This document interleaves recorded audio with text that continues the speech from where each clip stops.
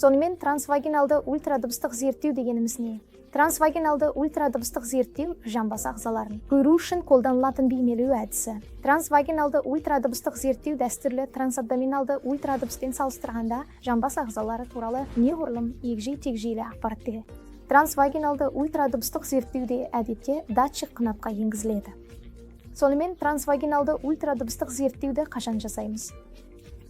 Әйел кез келген қалыптан тыс жатырлық қан кету, жамбас аймағындағы ауырсыну немесе қатты дисменория шағымдарымен келгенде біз әдетте трансвагиналды ультрадыбыстық зерттеуді ұсынамыз. Бұл бізге осы мәселелерге әкелетін жағдайларды, мысалы миома, эндометриялық полип немесе аналық без кисталарын анықтауға мүмкіндік береді.